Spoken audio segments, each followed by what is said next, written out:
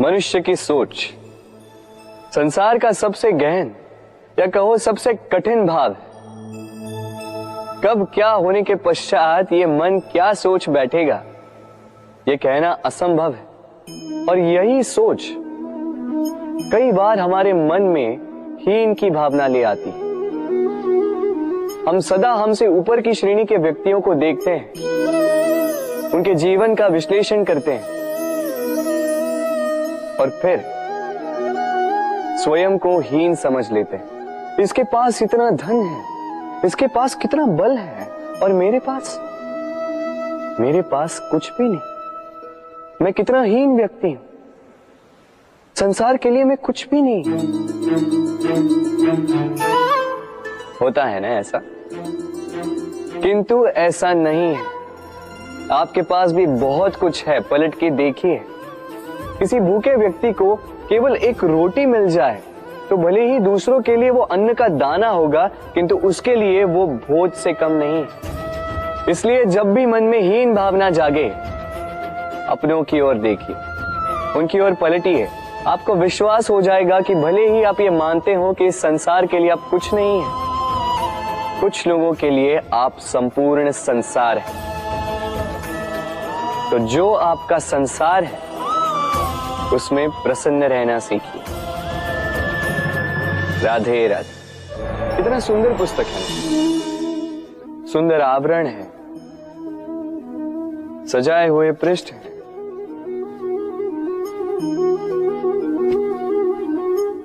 किंतु क्या ये सत्य में अद्भुत पुस्तक कहलाने की पात्र है?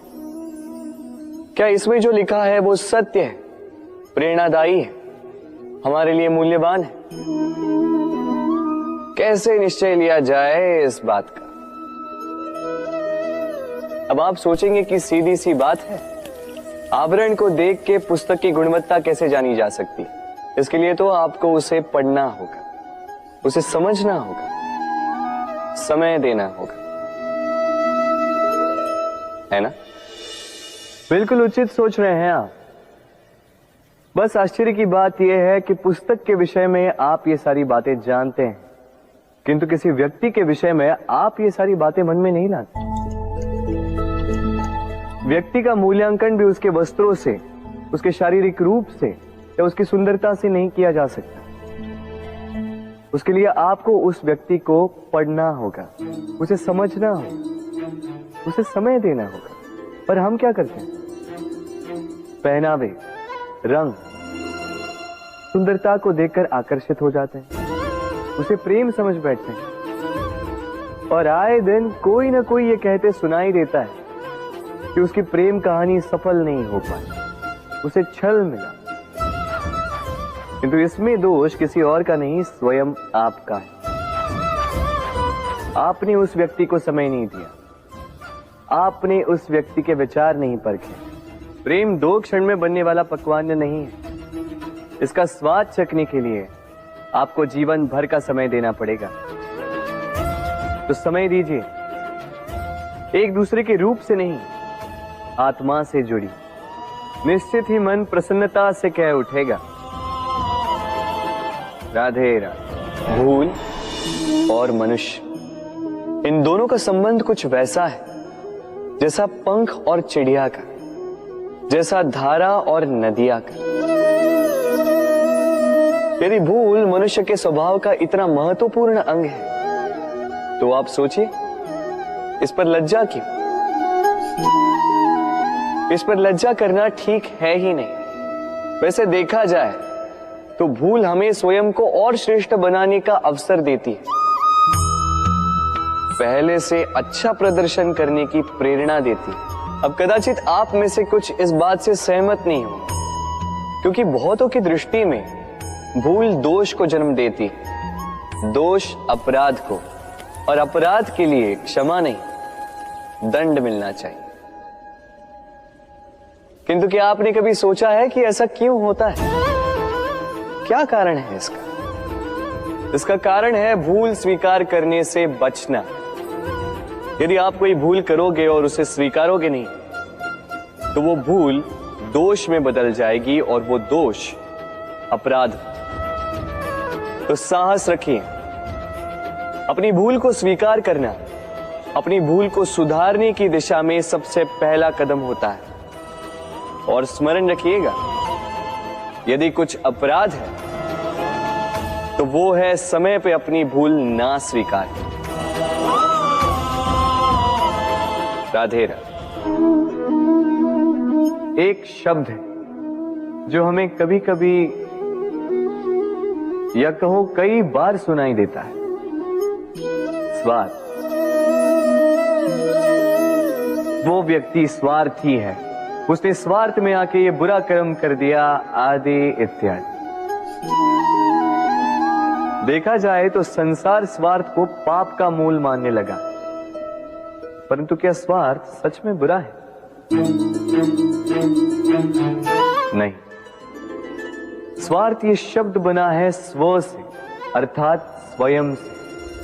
यानी कि जिस कार्य में केवल स्वयं का अर्थ हो, केवल स्वयं का लाभ चाप हो, वो स्वार्थ।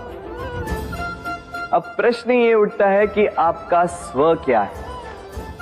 यदि आपके स्व में केवल आप हैं तो आप अवश्य स्वार्थी हैं। यदि आपके स्व में परिवार सम्मिलित है तो आप परिवार्थी हैं। यदि आपके स्व में अन्य लोग सम्मिलित हैं तो आप परोपकारती हैं। और यदि आपके स्व में ये संसार सम्मिलित है तो आप परमार्थी हैं। तो अपने स्वार्थ से दूर ना जाएं, उसका विस्तार करें। अपने अस्तित्व का विस्तार करोगे तो ये स्वार्थ स्वयं ही परमार्थ में बदल जाएगा। राधे राधे। हम में ऐसा कोई नहीं होगा जिसने वृक्षों को ना देखा, वृक्षों पे इन पक्षियों को ना देखा, इनके घोंसलों को ना देखा, इन पक्षियों को अपने छोटे छोटे बच्चों को भोजन कराते ना देखा। संसार का सबसे ममत्व वाला दृश्य होता है।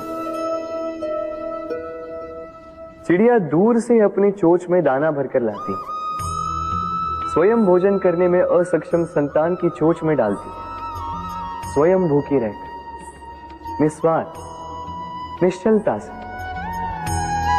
और जब संतान के पंख निकल आते हैं,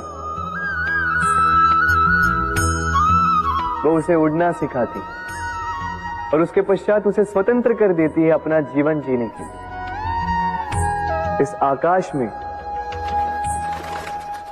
उड़ान भरने के लिए। और हम मनुष्य क्या करते हैं? जिस संतान को हम पंछी की भांति पालते हैं, उसके पंख निकलते ही हम उसे बांध देते हैं, ये सोच के कि कहीं वो दूर उड़कर न चली जाए। ऐसा नहीं कि इस स्थिति में माता पिता को संतान से प्रेम नहीं है, अवश्य, किंतु इसमें प्रेम पर मोह भारी पड़ जाता है, जो स्वयं अपने और संतान के भविष्य के बीच में बाधा बन जाता है। हम ये भूल जाते हैं कि हम केवल जन्मदाता है, भाग्य विधाता नहीं। तो जब प्रेम में मोह आ जाए तो वो प्रेम नहीं, स्वार्थ बन जाता है। इसलिए प्रेम को पास रखिए और मोह को दूर, क्योंकि जिससे प्रेम करते हैं उसका विकास नहीं रोका करते। राधे राधे।